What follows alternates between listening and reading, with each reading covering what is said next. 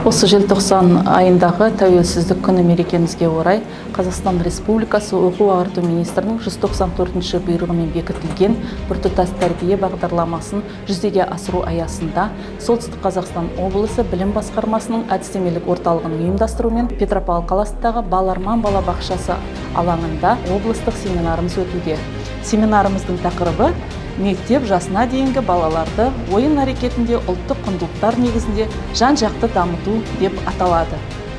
Біртұтас тәрбие бағдарламасында аталған құндылықтарды педагогтер оқу жоспарының айларына енгізіп, түрлі жұмыстар жүргізуде.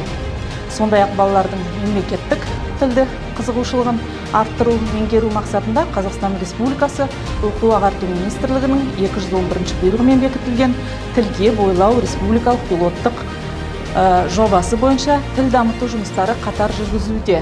Семинарымызға қалалық Айгөлек, Арай, Алпамыс, Ақбота және Қызылжар ауданы, Петерфел ауылынан Ақбота балабақшаларының педагогтері қатысып, түрлі шеберлік сыныптар көрмелерін көрсетті. Семинарымызға келген педагогтер тәжірибе алмасып, қоржындарын молайтып, алғыстарын білдіруде. Ұлттық ойындарымыз ұлттық қазынамыз демекші, ұлттық қазыналарымызды ұрпақтан ұрпаққа тарату, жалғастыру біздің міндетіміз деп санаймыз.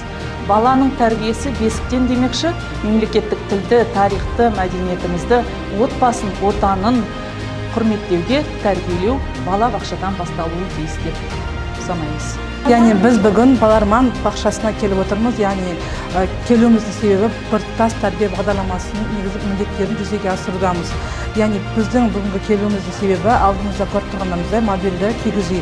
Мобильді кигізу, яғни бұл білімді, адал, асыл ұрпақ тәрбиелеуге, ұлттық құндылықтарға бағыттау болып табылады. Яғни бүгінгі күннің басты мақсаты біздің балаларымыздың ұлттық құндылықтарға дәріптеу, тәрбиелеу барысында ұлттық салт-дәстүрімізді, мәдениетімізді насихаттау болып табылады. Және насихаттай отыра балаларымызға отанын, елін қадірлеп, адамгершілікке, отаншылдыққа тәрбиелеу бағыттау болып табылады. Сегодня у нас предоставлена эта мобильная юрта.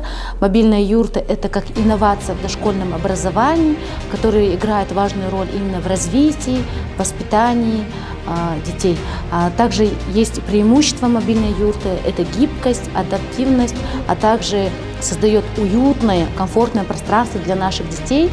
Данная мобильная юрта разделена по гендерному воспитанию, то есть здесь у нас сторона для мальчиков, а здесь у нас сторона для девочек. В этой стороне для мальчиков у нас больше национальные игры, также игры современного времени. На стороне девочек у нас больше такие, как бытовые игры. Мобильная юрта очень интересна для детей.